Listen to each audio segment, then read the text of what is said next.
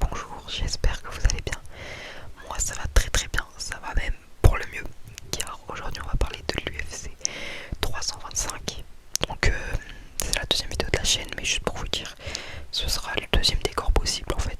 Donc ça dépendra de comment je préfère faire la vidéo. Mais si c'est sous ce décor là, ce sera avec le micro dans la main, du coup pas posé. Mais du coup passons directement au sujet. C'est l'UFC 325, donc c'est le deuxième UFC numéroté de l'année. On en a déjà eu un la semaine dernière, le 324, où Justin Gaethje a battu Pimblet par décision. Un combat incroyable, mais il faut dire ce qui est, Pimblet était pas, enfin il n'avait pas le niveau, donc d'un autre côté c'est normal. Alors on va directement passer à l'UFC 325. Je sais pas du tout si la vidéo sera très longue ou pas, parce que par exemple, c'est principalement des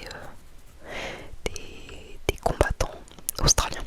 Et là par exemple sur les 4 premiers combats de la carte préliminaire, c'est que des combattants qui viennent d'être pris à l'UFC. Ça a l'air principal, je crois que c'est principalement des japonais. Et du coup je les connais pas, je vous avoue. Mais on restera plus en détail sur la carte principale et la carte prélim, parce que je crois que je les connais les combattants de la prélim, mais j'ai un doute. Dans tous les cas, je vais vous citer tous les combattants. Et pour la principale, je vais un peu parler genre des combattants, et en même temps je vais un peu vous expliquer les règles de l'UFC pour ceux qui connaissent pas. Donc avant de commencer, l'UFC c'est une organisation de MMA qui signifie, c'est noté sur mon t-shirt, Ultimate Fighting Championship.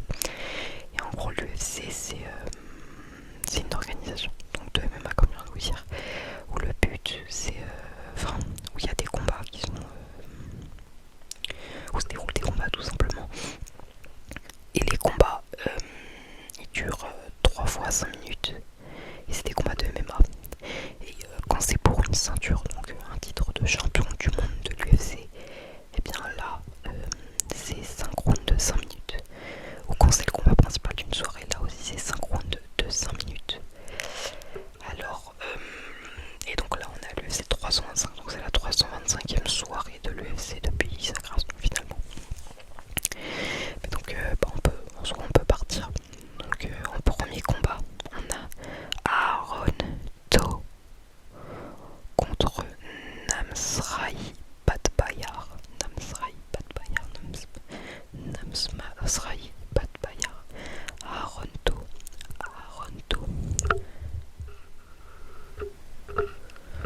En poids mouche. Donc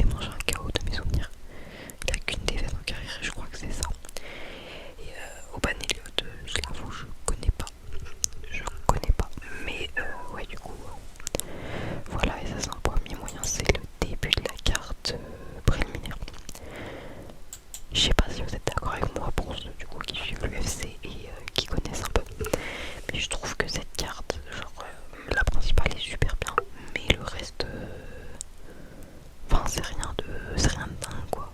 Y a pas, de toute façon il n'y a pas une énorme hype sur l'événement parce que rien que le combat principal il donne pas de raison d'avoir de la hype, mais parce que c'est une revanche pas méritée, pas méritée, pas obligatoirement méritée, ce qui fait ça, mais voilà. Donc deuxième combat c'est un poids moyen, en poids moyen donc c'est-à-dire moins de 84 kg, c'est Jacob Malkoun, contre l'invaincu qui est en 11-0, Torres Finei. Excusez-moi si vous me voyez beaucoup regarder à droite, c'est que ça à droite j'ai toute la carte, j'ai toutes les infos, donc c'est pour ça. Qu'est-ce qu'on peut dire un peu de ce combat? Je connais ni l'un ni l'autre, enfin Torres Finei je crois que j'ai déjà vu, c'est peut-être son premier combat lui, ça je pourrais pas vous dire, mais je crois que je l'ai déjà vu combattre. Et voilà, bah, c'est tout en soi parce que. Mais si je dois faire un petit prono, ça en soi je les connais pas, mais allez, on va partir du côté de l'invaincu, donc Torres Finei. J'en sais rien. Le seul truc qu'on peut remarquer, c'est qu'il a quand même assez. Il a une très grande allonge par rapport à sa taille. Parce que Jacob Malkoun fait 1m75 pour une allonge d'1m85,4. Alors que Torres Finei fait 1m73. Déjà, il faut le dire, très petit pour les poids moyens quand il pense. Mais du coup, il fait 1m73 pour une allonge de 1m91, ce qui est énorme. Alors là, je connais pour le coup, je connais un des deux combattants. On a en poids moyen encore Cam Rostone, avec l'accent peut-être Rostone, Cam Rostone contre Cody Brundage. Et Cody Brundage, je le connais car il avait combattu contre il y a un petit moment, mais il avait combattu contre Bonical pour l'UFC 300 en 2024, je crois que c'était l'UFC 300. Et il avait perdu au premier ou deuxième round, en tout cas il s'était fait finir, je crois que c'était une soumission ou du grand par contre. Alors, et du coup voilà, c'est comme ça que je connais Cody Brundage. Puis ensuite on a un combat en poids mi-lourd, moins de 93 kg, Junior Tafa, qui est en 6-4, 6 victoires, 4 défaites, contre Billy Elekana, qui est en 9 victoires, 2 défaites, Alors, Billy Elekana, je connais pas, je l'avoue. Mais Junior Tafa, je connais. Et bah en vrai, c'est un combattant qui je trouvais très mid. Il a perdu son dernier combat, je crois. À moins qu'il ait combattu depuis que j'ai pas vu, mais le dernier combat que je me souviens de lui, c'était contre Texera. Non, si Texera, je crois qu'il s'appelle comme ça. Mais ouais, c'était contre Talison Texera, un combattant brésilien qui était invaincu au moment où ils se sont affrontés.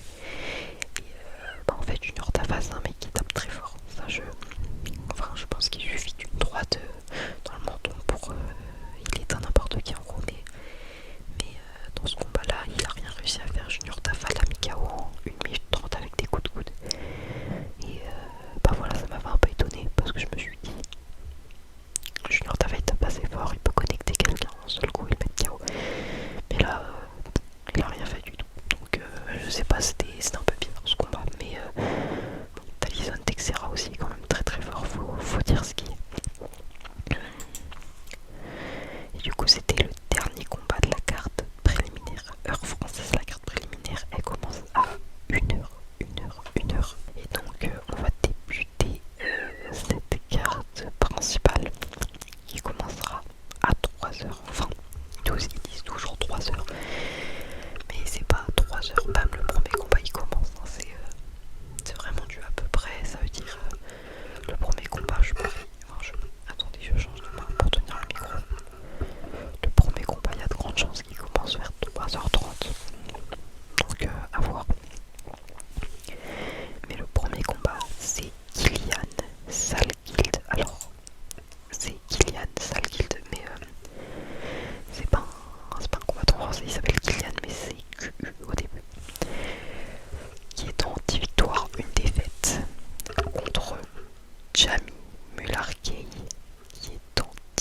victoires, 8 défaites. C'est en poids léger, donc moins de 70 kilos. Kylian Sakild, je le connais parce que c'est un mec qui tape très fort, qui met énormément de KO. C'est un combattant très très divertissant, faut dire ce qui est. Et dans l'un des derniers événements de l'année, je pourrais pas vous dire exactement lequel c'était.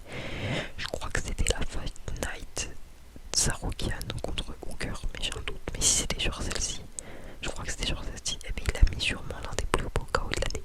Bon, ce KO n'a pas été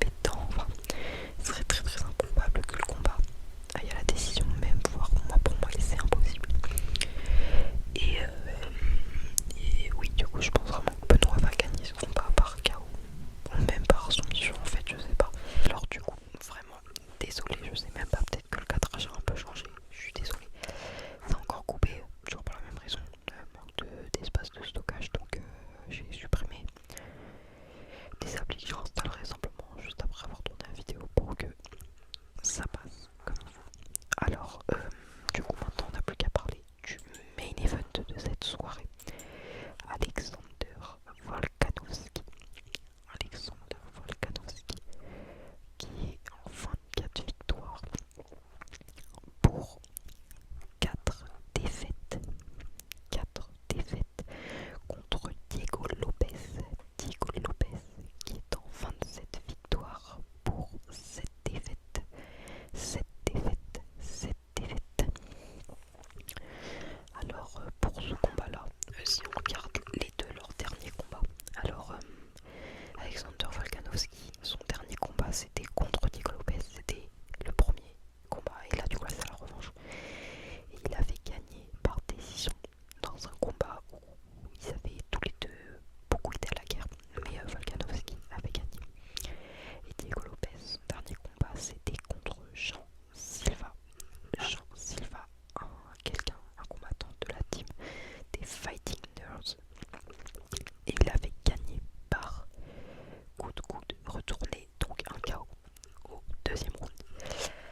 Alors, si on regarde un peu plus en détail chacun, je pense que c'est une revanche, mais je pense que Volkanovski va le battre encore une fois. Parce que Diego Lopez, quand on regarde son style, il a un style qui peut être facilement contré par un homme comme Volkanovski.